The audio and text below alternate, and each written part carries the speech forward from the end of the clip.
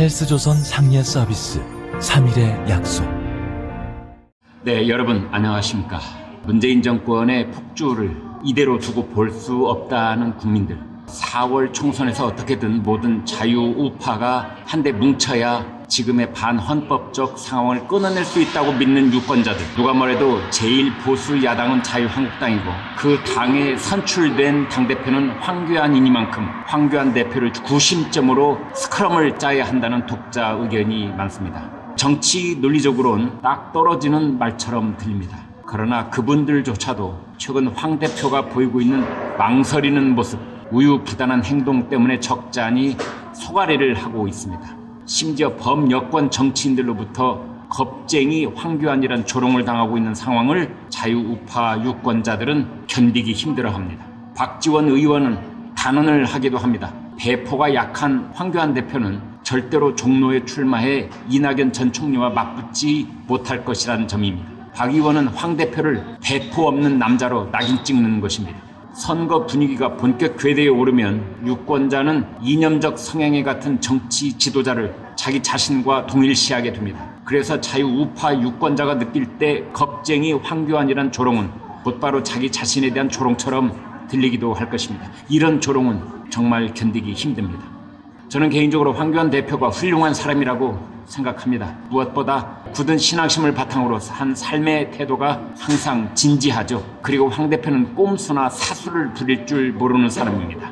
그런 단식을 했다 하면 소금물 한 방울 입안에 넣을 줄 모르는 사람입니다. 자신이 얼마나 정직하게 단식을 하고 있는지 언론사 기자가 보건 말건, 주변에 있는 지지자들이 보건 말건, 텐트 속에서 자신이 어떻게 단식을 하는지를 하나님만이 지켜본다고 믿는 남자입니다.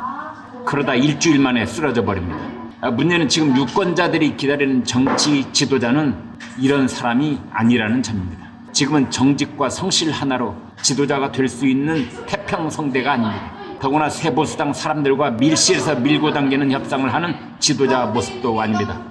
박근혜 탄핵 책임론에 묶여서 이러지도 저러지도 못하는 지도자가 아닙니다. 매서운 칼바람 속에서도 스티로폼 한 장 바닥에 깔고 밤을 새며 이 겨울을 관통하고 있는 청와대 앞 태극기 애국 세력을 화끈하게 끌어안지도 못하고, 아쉽지만 여러분과 함께 갈 수는 없는 것 같다며 내치지도 못하고 이 어정쩡하게 머물러 있는 지도자도 아닙니다.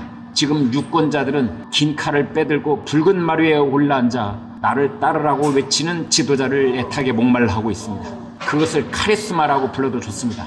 국민들은 영웅을 기다리고 있는 것입니다. 지금 황교안 대표는 새보수당의 최고위원 2자리, 공천관리위원 2자리 이렇게 떡 잘라주듯 하는데 골몰하고 있을 때가 아닙니다. 비례대표용 유성정당인 미래한국당의 책임을 한선교 의원에게 맡긴 뒤로 여권은 물론 야권에서 쏟아지고 있는 비난에도 아랑곳할 필요는 없습니다. 황 대표는 밀실의 통합협상, 지분과 공천권의 밀고 당기기 협상에 언제까지나 몸을 담그고 있으면 안 됩니다. 상대 헤비급 선수가 이미 링 위에 올라와 몸을 풀고 있는 서울 종로구 출마 여부를 결단해야 합니다. 황 대표는 한 달 전 이미 험지 출마를 선언했었습니다. 황 대표는 제1야당 대표입니다. 이곳저곳 간을 본다든지 비밀리에 다른 지역구 여론조사를 해본다든지 하는 모습을 보여서는 안 됩니다.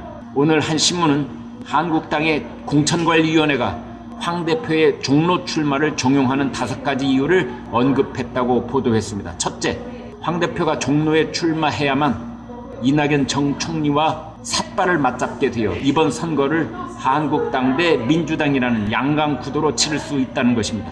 양강구도가 확실하게 자리 잡으면 자유우파 진영의 범야권을 통합하는데 황 대표와 한국당이 주도권을 잡을 수 있습니다. 한국당 대표를 지낸 바 있는 무소속 이정현 의원이 종로구 출마를 기습 발표했는데, 여기서 황 대표가 종로라는 링 주변을 떠나버린다면 전국 선거를 이끌 수 있는 중요한 모멘텀을 잃어버리게 됩니다. 둘째는 응수해야 한다는 점입니다. 적장이 성문 밖에 와서 한국당 대표 나와라 하고 외치고 있는데 이걸 외면하거나 다른 쉬운 데로 가버리면 황 대표의 정치 생명은 끝나는 것이라는 주장까지 나왔다고 합니다. 황 대표가 자신은 쉬운 곳으로 가고 종로구의 신인이나 보내는 순간 국민들이 용납하지 않을 것이란 얘기도 나왔습니다.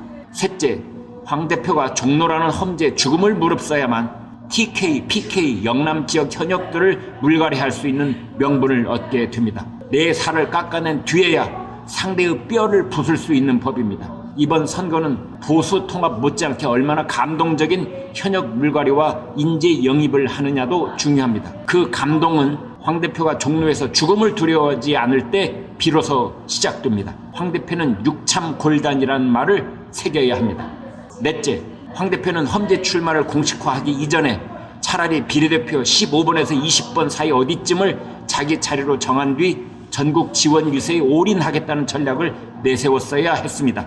그러나 그 시기는 이미 지나버렸습니다. 한국당의 전국 유세 지원군 사령관은 외부에서 영입하는 게 더 낫다는 의견이 나왔다고 합니다. 황 대표의 갈 곳은 종로 출마밖에 없다는 뜻입니다. 다섯째로 해볼만 하다는 것입니다. 지금 종로구 여론조사는 황 대표가 이낙연 전 총리에게 밀리는 것으로 나와 있습니다. 그렇지만 막상 선거가 막바지에 이르고 양강 구도가 굳어지면 황교안, 이낙연은 초박빙 양상을 보이게 될 것이란 전망입니다. 승산이 없는 게 아닙니다. 여러분은 어떻게 보십니까? 황 대표가 어떤 결단을 내려야 한다고 보십니까? 저는 한마디만 떠오릅니다. 이순신 장군의 난중일기에 나오는 말입니다. 죽으려 하면 살 것이요 살려고 하면 죽을 것입니다. 사즉생, 생즉사, 바로 이것입니다.